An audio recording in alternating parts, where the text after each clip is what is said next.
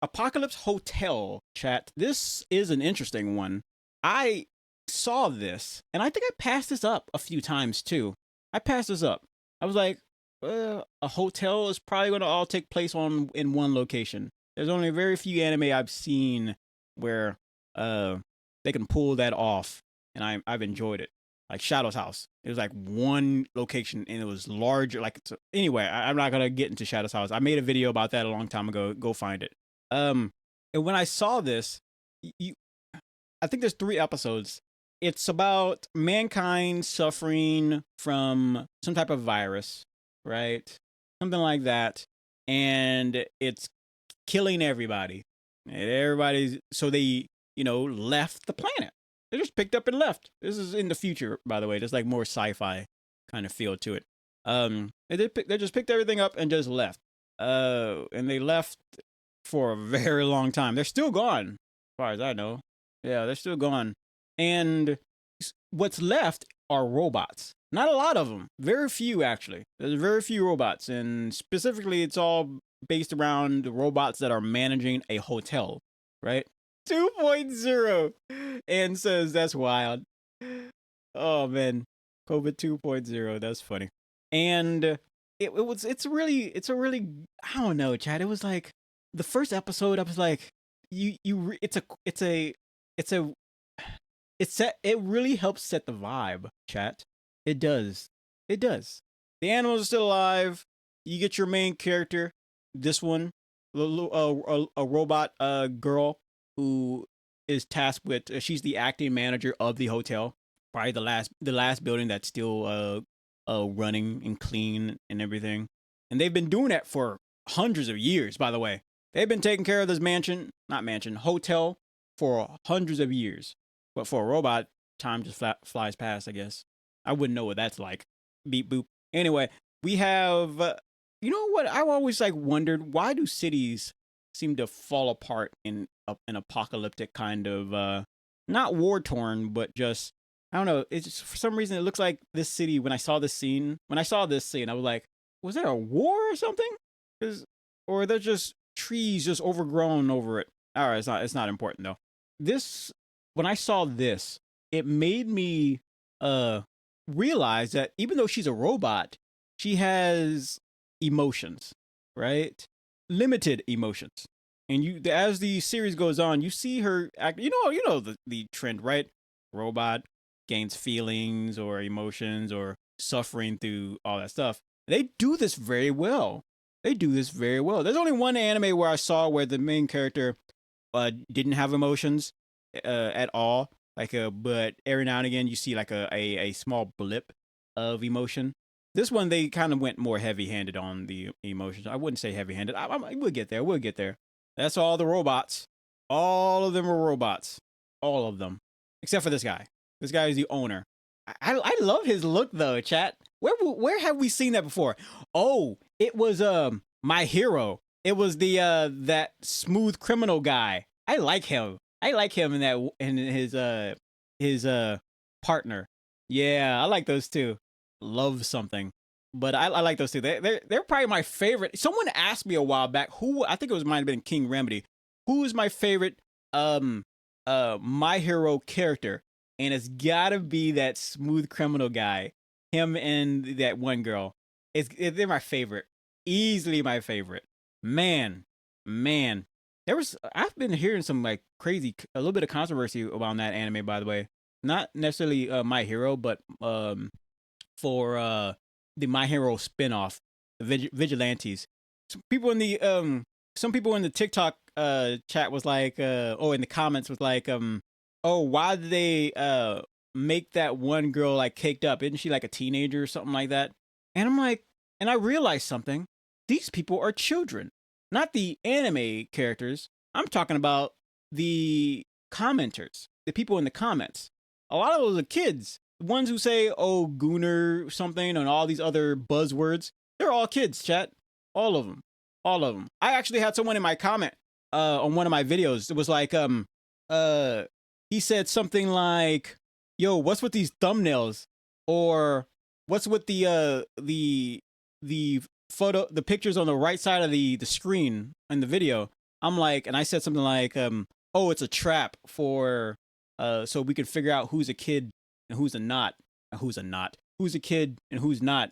And it also tells me that I have to ban you because you're clearly not mature enough to be here. You need to leave. I didn't ban him, but if he kept popping off, then I will. If you're not mature enough to watch me play Call of Duty, chat, where you shoot somebody in the face, and if you're not mature enough to watch me play some game that has jiggly physics, then you're not supposed to be here. Yeah, yeah. But I've seen a lot of controversy behind that, like not a lot, but a little bit of controversy behind My Hero, and it gets fixed, chat. Anyway, that's my favorite character. I something about this aesthetic right here on any character I really like. I really like. What's up, Tidy? What's up? How's it going?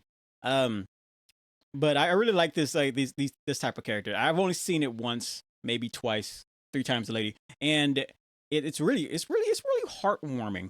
It's like someone who would come out on stage and explain to you what the show is going to be about. He's got a nice tie, little suit, combed back hair, and he just explaining everything to you. And he's like got an upbeat personality, and he's smooth with it. Ah, man, that's so cool. I like those people. Those people are so cool.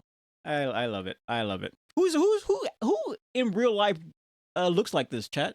If you can tell me who in real life looks like this, I'll give you a cookie. I won't because I don't have any cookies, but we'll figure that out. But you see the main character, the head, the acting robot, the acting manager, who's like the robot girl, who's getting more and more down in the dumps because they've been keeping the hotel they've been keeping the hotel under what's the word I'm looking for, running, cleaned. They clean the bed sheets every day, even if they're not dirty. They empty the trash cans every day, even though there's nothing in there. They're just managing the whole thing every day. They run through a checklist. They write down Colonel Sanders. Probably. He's still alive, right? Or if he's dead, you think he still looks like that in the grave? And you have her slowly losing hope.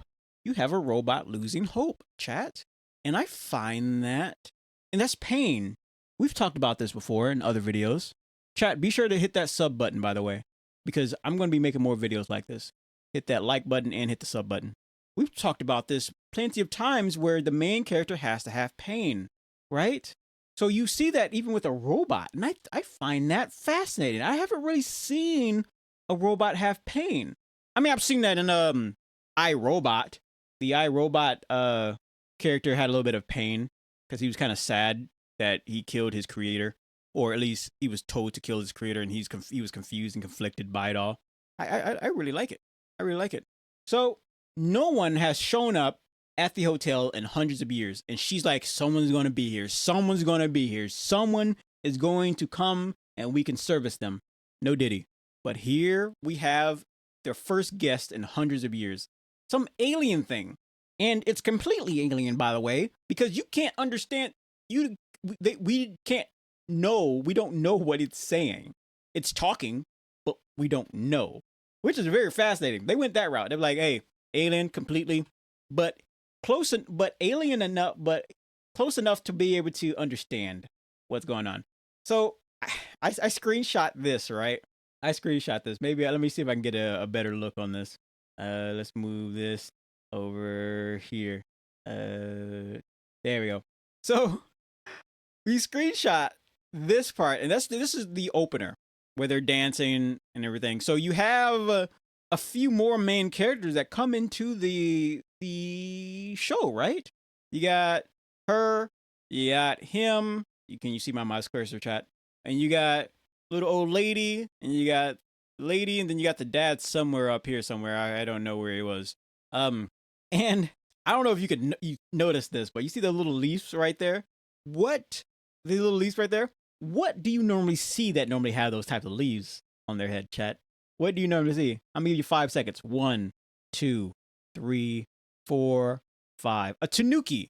Magical tanukis normally, are associated with that kind of look, that kind of theme, chat. You normally see that, and they become a part of the family, but you don't see that until, and I don't know how long that's going to be too. I think it might be permanent, but you don't see that until episode 3. You don't. You don't see that until episode 3, and I like, oh, that is cool. They adding more, and I didn't know this, right? Because I keep skipping the opener. I don't like openers. They spoil so much, and I know I kind of did the same thing because I'm telling you about it if you go watch it, but you're probably not gonna watch it because if you just keep skipping over it, kind of thing. So I decided to tell you just to kind of give you a push in the right direction. Then you have Pain some more.